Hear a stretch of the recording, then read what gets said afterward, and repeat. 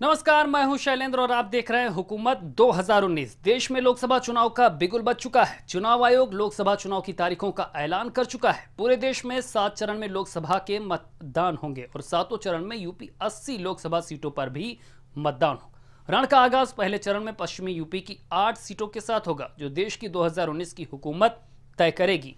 पश्चिमी यूपी के रण में रावण की एंट्री ने जहां तहलका मचा रखा है, सूबे की सियासत का पारा चढ़ा हुआ है, तो वहीं प्रियंका गांधी ने भी गुजरात से लोकसभा चुनाव का बिगुल फूंक दिया है।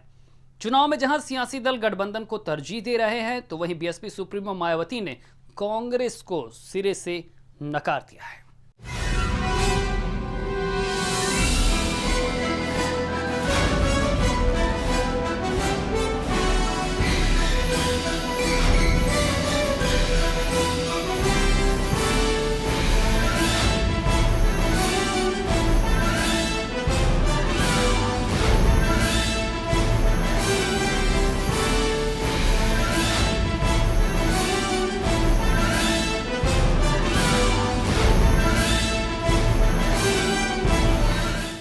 तो देश में लोकसभा चुनाव का आगाज हो चुका है। राजनीतिक दलों की बैठकों का दौर लगातार चल रहा है, जिसमें गांधीनगर में कांग्रेस वर्किंग कमेटी की बैठक में कांग्रेस महासचिव प्रियंका गांधी ने पीएम मोदी पर करारा हमला बोला।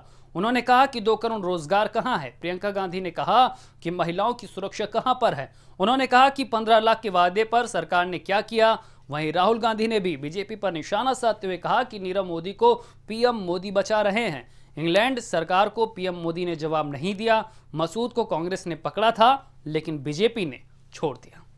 बीजेपी की सरकार ने, वाजपेयी जी की सरकार ने स्पेशल हवाई जहाज में मसूद अजहर को डालकर उसको पैसा देकर कांदाहार पहुंचाया। आप देश को यह बताइए, देशभक्ति की बात करते हैं ना, तो देश को बताइए कि मसूद अजहर को आपकी सरकार ने पाकिस्तान भेजा था। मसूद अजहर को पकड़ा किसने था? कांग्रेस पार्टी ने पकड़ा था, जेल में हमने उसको डाला था। प्रधानमंत्री नीरव मोदी को नीरव भाई कहते हैं, मेहुल चौकसी को मेहुल भाई कहते हैं, अनिल अंबानी को अनिल भाई कहते हैं, और ये सब लोग नरेंद्र मोदी की मार्केटिंग करते हैं।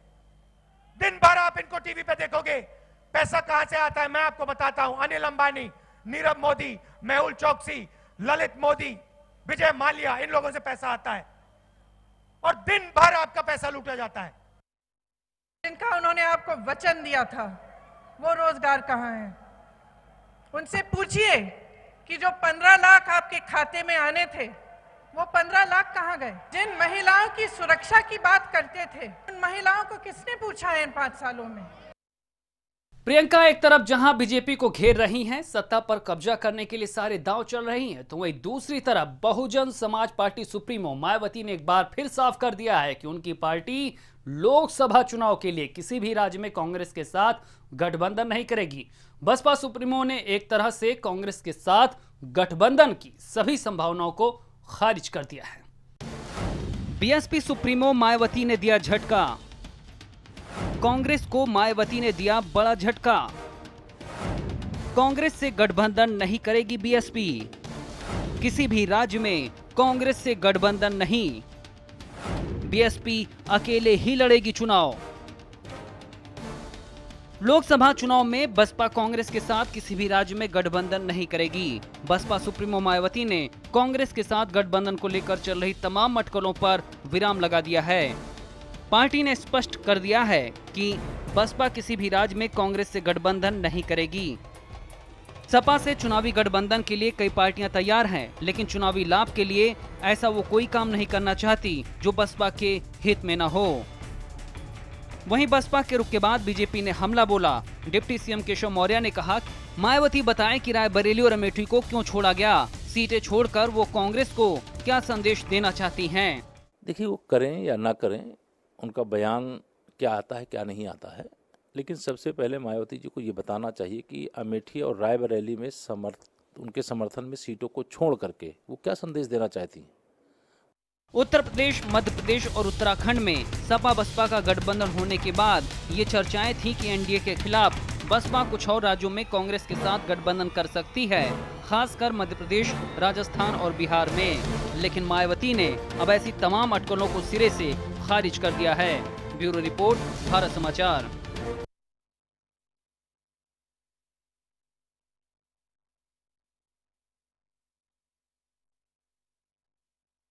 मायावती ने कांग्रेस को झटका देकर यूपी में सिर्फ सपा आरएलडी गठबंधन के साथ चुनाव लड़ने का दावा किया है और इसके अलावा किसी भी तरह के गठबंधन के साथ चुनाव लड़ने की बात को सिरे से नकार तो दिया है। लेकिन मायावती के लिए समय बड़ा ही चुनौती भरा है।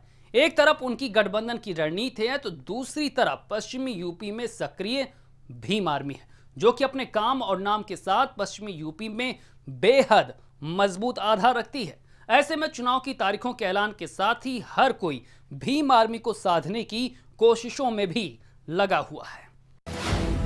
भीम आर्मी की बढ़ती लोकप्रियता, 2019 चुनाव की नई चुनौती, पश्चिम यूपी में खिसकता वोट बैंक, जनाधार का आधार खोजते राजनीतिक दल।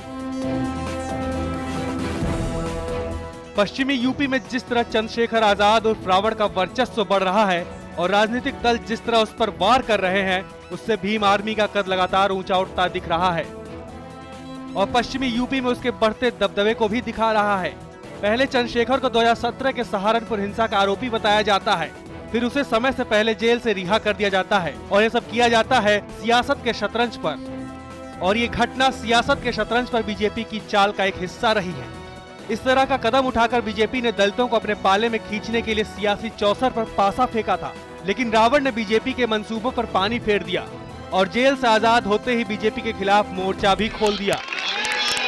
प्रधानमंत्री बनेगा वही आएगा। इसके साथ ही हिंदुस्तान की सियासत में दलित नेता के रूप में पहचान रखने वाली मायावती के साथ रिश्ते को मजबूत करने के लिए चंद्रशेखर ने अपनापन भी दिखाया। और सूत्रों की माने तो रावण के बढ़ते कद और दलितों के बीच उसके बढ़ते प्रभाव से मायावती काफी डरी हुई हैं, क्योंकि रावण की लोकप्रियता एक ऐसे वर्ग में सिर चढ़कर बोल रही है जो सोशल मीडिया पर पूरी तरह से सक्रिय है। इसका असर दूर दूर तक भी होने वाला है। ये युवा पढ़ा लिखा है और चंद्रशेखर के साथ रहने में उसे अपना हित दिखाई दे रहा है और रावण के साथ होने से उसे जहां सम्मान के साथ जीने की ताकत मिल रही है, तो वहीं सियासत में अपनी एंट्री भी दिख रही है और मायावती को अपनी सियासी जमीन भी दरख्ती नजर आ रही है। वो बाखूबी जानती हैं कि अगर आजाद पश्चिमी यूपी से बाहर निकल गया तो उसे कंट्रोल कर पाना बेहद मुश्किल होगा। अगर मायावती चंद्रशेखर को अपने साथ लाने में कामयाब हो जाती हैं, तो ऐसा भी संभव है कि सपा के साथ उनके नए गठबंधन में दरार भी पड़ सकती है, क्योंकि यहाँ लड़ाई सियासी विचारधारा की खड़ी हो सकती है और अखिलेश यादव से रावण के बहुत से वैचारिक मतभेद भी रहे हैं। इसके साथ ही भाजपा अपने सियासी पावर हाउस यानी पश्चिमी उत्तर प्रदेश में लगातार घिरती रही है। बात चाहे किसान आंदोलन की हो या बात हो विकास के मुद्दे की, जहां गठबंधन से भगवा खेमे की नींद उड़ी है, तो भीम आर्मी की चहलकदमी ने पार्टी की धड़कन भी बढ़ा दी है। पश्चिम की खाद पानी पर सियासी फसल लहलहाने का सपना भाजपा की आंखों में भी लगातार चुभ रहा है। SC/ST एक्ट के बाद जहां बीजेपी ने दलित वोट बैंक साधने की कोशिश की, तो वहीं उसके इस फैसले ने सवर्णों में वाल ला दिया था, जिसके एवज में पार्टी को 2018 के विधानसभा चुनाव में करारी हार का सामना भी करना पड़ा। अब लोकसभा चुनाव सिर पर हैं। चुनाव की तारीखों की घोषणा भी हो चुकी है और लोकसभा चुनाव की तैयारी में जुटी भाजपा के लिए 2014 के मुकाबले इस बार के हालात बेहद जुदा हैं। जनप्रतिनिधियों के कामकाज को लेकर गांव में भारी असंतोष भी दिखता है। SC/ST एक्ट से सियासी पारा भी चढ़ा हुआ है। जहां 2014 लोकसभा चुनाव में अनुसूचित वर्ग का बड़ा हिस्सा भाजपा के साथ था, तो वहीं इस बार मायावती और अखिलेश आक्रामक रूप से भाजपा की घेरेबंदी कर रहे हैं। इस क्षेत्र में अनुसूचित और मुस्लिम मतों की तादाद तकरीबन 50% से भी ज्यादा है, जो किसी भी सीट का गणित बिगाड़ने का मादा रखते हैं। सहारनपुर से लेकर मेरठ एवं मुजफ्फरनगर समेत तमाम लोकसभा सीटों पर भीम आर्मी अपना वजूद भी लगातार बढ़ा रही है। कैराना लोकसभा में नूरपुर विधानसभा चुनाव हारकर भाजपा पहले से ही बैकफुट पर है और इस लोकसभा चुनाव में जातीय समीकरण का ऊंट नई करवट बैठ सकता है, जिसे बीजेपी अपनी सबसे बड़ी चुनौती भी मान रही है। इन सब से एक बात तो साफ हो चुकी है कि 2019 की हवा पश्चिम से चलेगी और बीजेपी समेत कई राजनीतिक दलों की सांसें भी अटकी हुई हैं।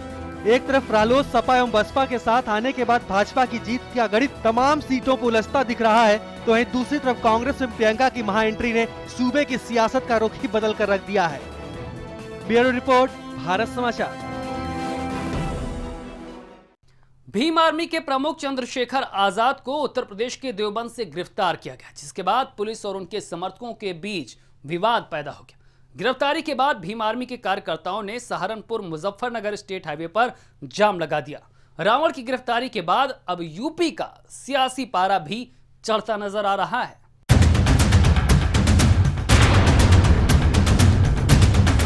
देवबंद से रावण गिरफ्तार, बीजेपी के खिलाफ रावण का मोर्चा, बीजेपी के खिलाफ रावण का समर्थन का ऐलान। 2019 में पड़ेगा असर। देश में लोकसभा चुनाव के ऐलान के साथ ही आचार संहिता लागू हो गई। धारा 144 लग गई, जिसका उल्लंघन करना भीम आर्मी प्रमुख चंद्रशेखर को बेहद भारी पड़ा और उन्हें इसका खामियाजा भुगतना पड़ा। सहारनपुर में भीम आर्मी के संस्थापक चंद्रशेखर को पुलिस ने गिरफ्तार कर लिया। चंद्रशेखर को गिरफ्तार किए जाने के विरोध में भीम आर्मी के कार्यकर्ताओं ने सहारनपुर मुजफ्फरनगर स्टेट हाईवे पर जाम लगा दिया। गिरफ्तारी के बाद उनके समर्थकों ने पुलिस की गाड़ियों को थाने की तरफ बढ़ने से रोकने का पूरा प्रयास किया। पुलिस ने रावण को पदयात्रा निकालते समय गिरफ्तार किया। आचार संहिता का उल्लंघन है, ये पूरी तरह से उनको समझाया गया है, जानकारी दिया गया है। इतने जानकारी देने के बावजूद एमसीसी कोड ऑफ कंडक्ट को वायलेट किया गया है भीम आर्मी के संस्थापक चंद्रशेखर के द्वारा और उनके सपोर्टर्स के द्वारा। उस रैली निकालने को लेकर स्थानीय पुलिस के द्वारा रोका गया है। इनको प्रिवेंटिव डिटेंशन किया गया है, जो एमसीसी की गाइडलाइंस के अनुसार आगे की कार्रवाई की जा रही है। भीम आर्मी प्रमुख चंद्रशेखर आजाद को देवबंद पुलिस ने कासमपुर से गिरफ्तार किया। गौरतलब है कि चंद्रशेखर ने कुछ समय पहले ही ऐलान किया था कि उनका संगठन प्रधानमंत्री नरेंद्र मोदी और केंद्रीय मंत्री स्मृति ईरानी के खिलाफ लड़ने वाले प्रत्याशियों का खुला समर्थन करेगा। अब गिरफ्तारी के बाद चंद्रशेखर ने पीएम मोदी को तानाशाह बताया। उन्होंने कहा कि उनकी तानाशाही से दलित या मुस्लिम नहीं, सर्व समाज पीड़ित है। साथ ही रावण ने बसपा सुप्रीमो मायावती और समाजवादी पार्टी के अध्यक्ष अखिलेश यादव से अपील भी की है, और अपील ये कि अगर वह पीएम मोदी के खिलाफ उन्हें संयुक्त प्रत्याशी घोषित करे तो वह चुनाव के रण में उतरने को भी तैयार हैं। दलित पिछड़ों मुसलमानों की आवाज उठाने के लिए ये मुझे गिफ्ट मिल रहा है। मैं यहाँ इस देश में दलित पिछड़े मुसलमानों के बहुजनों की आवाज उठाने के लिए, आदिवासियों के लिए लड़ने के लिए जा रहा हूँ दिल्ली, तो सरकार से बर्दाश्त नहीं हो रहा है। तो ये कोई षड्यंत्र है आपके खिलाफ, साजिश है, क्या मानते हैं आप? ये यूपी गवर्नमेंट की तानाशाही है। प्रशासन यूपी गवर्नमेंट के इशारे पे काम कर रहा है, क्योंकि वो जानता है कि भीम आर्मी ने पूरे देश में ऐसा माहौल बनाया कि भाजपा जीतने वाली नहीं है। अब ऐसे में जब लोकसभा चुनाव सिर पर है, सभी दल वोटरों को साधने की कोशिशों में जुटे हुए हैं, तब उस वक्त ऐसे शख्स की गिरफ्तारी जिसका अपना एक मजबूत जनाधार है, एक मजबूत फॉलोअर्स है, उसकी नाराजगी सत्ता को बेहद भारी पड़ सकती है। और ऐसे में यह ऐलान कि जिस सीट पर बीजेपी को हराने वाला प्रत्याशी मजबूत नजर आएगा, उसे भीम आर्मी अपना समर्थन देगी। यह ऐलान भी बीजेपी की नींद उड़ाने वाला साबित हो सकता है। ब्यूरो रिपोर्ट, भारत समाचार। तो हुकूमत 2019 में तस्वीरें और भी हैं, लेकिन यहां पर रुकेंगे एक छोटे से ब्रेक के लिए।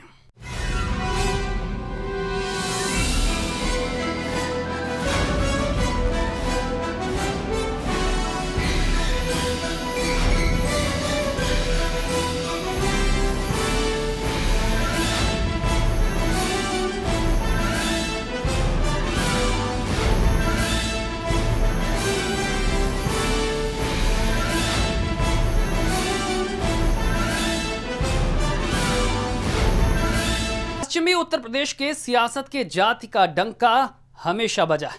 यूपी की गद्दी तक पश्चिमी उत्तर प्रदेश ने दिलवाई है। राजनीति के बदले हालात ने विकास की बात करने को लेकर जो नए रंग दिए हैं, उसमें क्षेत्रीय दलों को फिर से सजना संवरना पड़ रहा है। ऐसे में जाति पर पकड़ रखने वालों को जरूरत भी इनसे ज्यादा हो रही है। देखिए हमारी खास रिपोर्ट।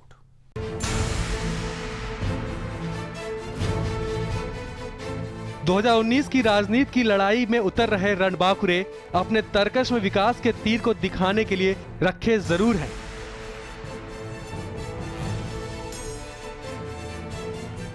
लेकिन जातीय सियासत की गोलबंदी से खुद को अलग नहीं कर पा रहे हैं।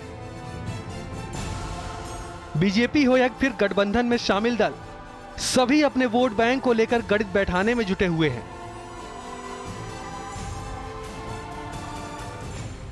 पहले चरण में मायावती के गढ़ में हो रहे रण की दस्तक ने गठबंधन के माथे पर बल डाल दिया है। सियासत में दलीय गठजोड़ के बाद जातीय गोलबंदी की राजनीति दलों की जीत का सबसे बड़ा फार्मूला होता है।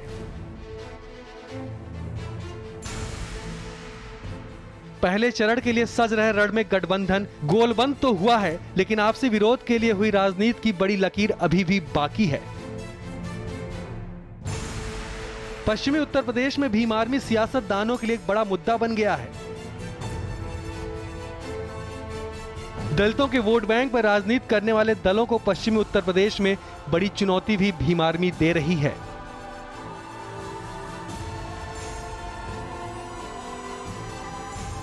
मायावती के लिए अपने दिल में जगह रखने वाले भीम आर्मी के संस्थापक गठबंधन में अभी भी दिल से नहीं जुड़ रहे हैं। हालांकि भीम आर्मी के संस्थापक चंद्रशेखर के मजबूत होने से मायावती को भी डर लग रहा है,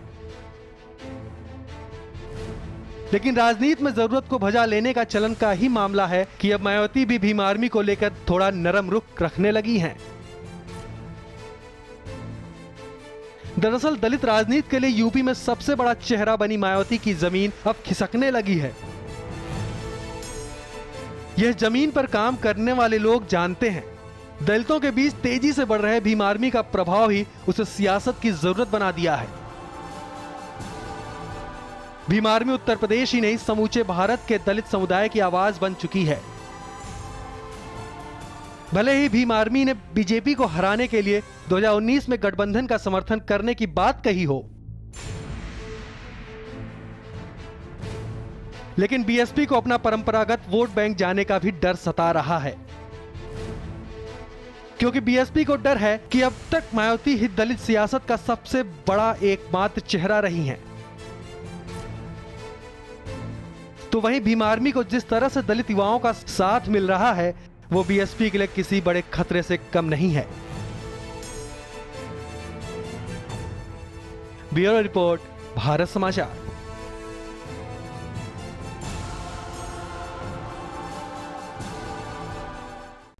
पश्चिमी उत्तर प्रदेश में अपनी मजबूत पकड़ रखने वाली भाजपा ब्रिगेड और गठबंधन पर आखिर भीम आर्मी क्यों भारी पड़ रही? 2019 की सियासी बिसात पर रावण की भी एंट्री हो चुकी है। 2015 में वजूद में आने वाली भीम आर्मी 2019 की हुकूमत में बड़ा फेरबदल करने का आखिर क्यों मादा रखती है, देखिए इस रिपोर्ट में।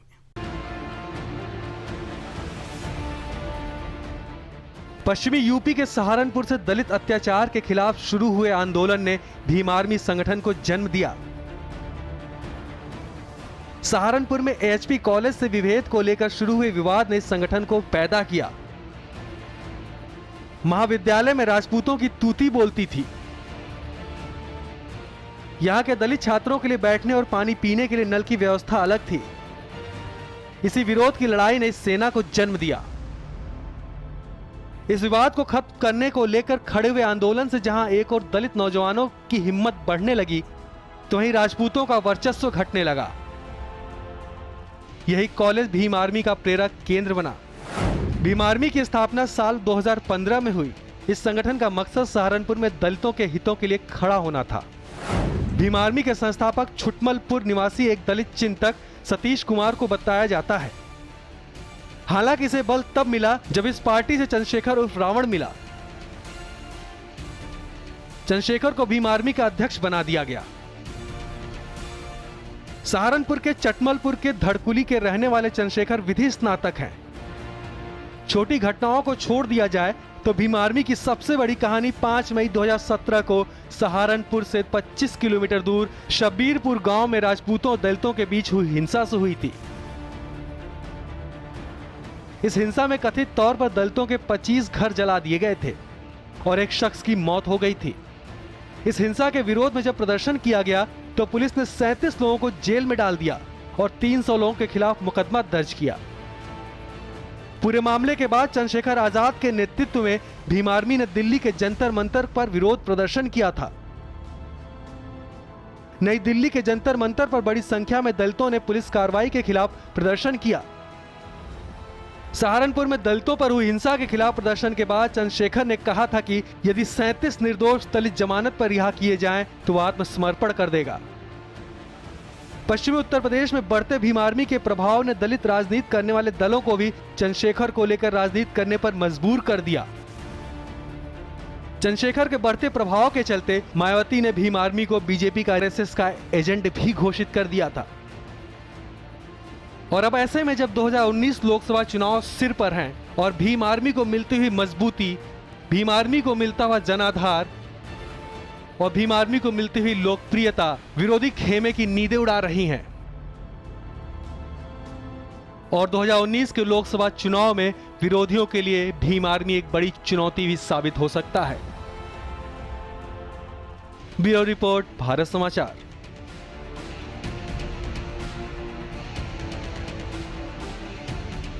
– 2019 के लोकसभा चुनाव में सपा बसपा और आरएलडी के गठबंधन के बाद पश्चिमी यूपी में जाट व गुर्जर सियासत गरमाई हुई है। इस पर सपा बसपा के साथ ही बीजेपी और कांग्रेस की भी नजरें लगी हुई हैं। पिछड़े वर्ग में आने वाले ये दोनों बिरादरी चुनाव के लिहाज से काफी अहम मानी जाती है। 2014 और 2017 के चुनाव में बीजेपी ने यहां अपना कमल खिलाया था। 2019 में बीजेपी के सामने बड़ी चुनौती पश्चिमी यूपी के सियासी गणित पर समझने के लिए इस रिपोर्ट को देखिए। 2019 की हुकूमत का घमासान, पश्चिम यूपी की जातीय विसात, गन्ना बेल्ट का जातीय गणित, जाति फैक्टर से बनेगी सरकार। लोकसभा चुनाव 2019 का आगाज 11 अप्रैल से होगा, लेकिन सियासी विसात पर जातीय मोहरों की चाल तेज हो चुकी है। पहले चरण में पश्चिमी यूपी की 8 सीटों पर जंग होनी है। पश्चिमी यूपी सभी पार्टियों के लिए बेहद अहम है। कहा जाता है कि पश्चिमी यूपी में जिस पार्टी की जीत होती है वो पूरे प्रदेश के साथ दिल्ली की हुकूमत करता है। चुनाव चाहे विधानसभा का हो या फिर लोकसभा का, यूपी में जाति फैक्टर ने हमेशा अहम भूमिका निभाई है। और अगर 2019 में पश्चिमी यूपी का दंगल जीतना है तो सभी पार्टियों को अपने मोहरे इसी हिसाब से तय करने होंगे।